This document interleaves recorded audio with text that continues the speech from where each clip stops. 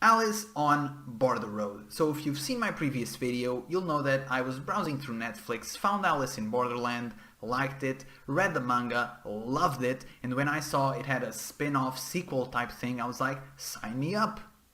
This one wasn't good though, and I was completely baffled when making some research for this video. I found out that the story was made by the same person because this one just doesn't have the same feel or appeal or anything at all. Alice on Borderland is more of a spin-off or side story than a proper sequel, so you could read it separately, although this pretty much spoils the entire ending of Alice in Borderland while being much less interesting. So if you're only going to read one, I definitely wouldn't recommend that you read this one. Just like in Alice in Borderland, some people are transported into this Borderlands world, but unlike the previous work, in this one there are only 12 characters. The gimmick this time is that there are no death games, but the world itself is a game. They are given no rules, no explanations, and they are transported into Kyoto when all of the characters were in Tokyo. So the majority of them quickly decide to travel from Kyoto to Tokyo to find some answers.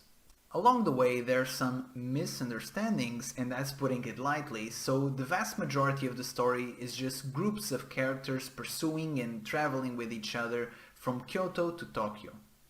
If you are familiar with Japan's geography, then maybe there's some little extra value for you. Me personally, I recognize some of the names, but I'm not particularly familiar, so it didn't have that much value for me in that sense.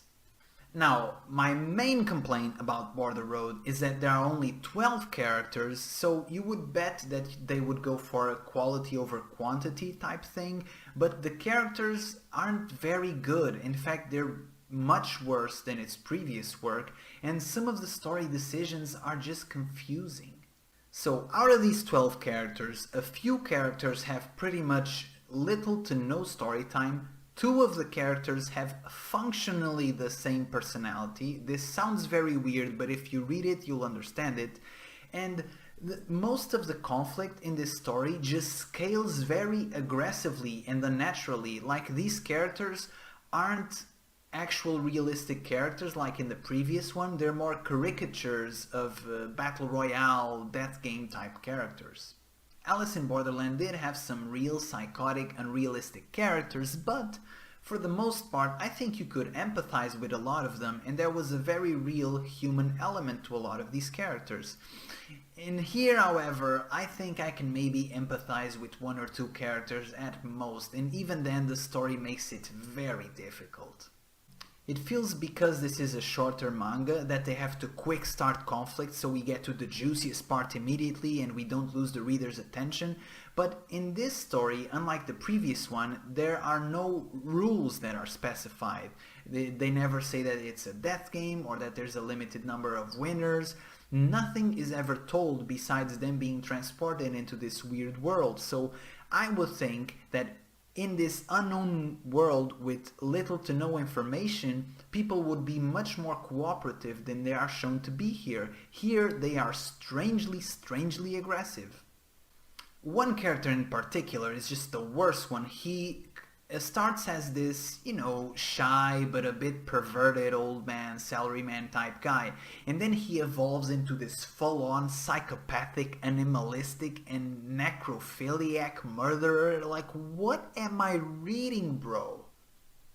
The story does have some twists and turns and definitely didn't go in the direction I was originally expecting it to go, but it's just so over the top that it's just not good. This series also really dumbs down the ending of Alice in Borderland, so if you didn't understand the ending of Alice in Borderland, in this one they really beat you over the head with it. I'm not angry after reading this, I'm just disappointed, because when I started reading the first few chapters I was actually really intrigued. I think the premise is very strong, but the execution is just poor. I just kept getting more and more disappointed as I read it, and by the end I was just underwhelmed. Also, small nitpick, while Alice in Borderland isn't some type of berserk, vagabond, visual, orgasmic masterpiece, I think the art was pretty good for a story-driven series. Here, the art is noticeably worse, especially if you binge them back to back like I did. If, like me, one of your main motivations for reading this is some sort of reference or to find out what's happening with the characters of the previous work, then don't, because only one character is referenced and it's a character that was dead by the end of Borderland, so it's just not very compelling. So overall, this series is short, but I wouldn't recommend it even if you were a fan of the original.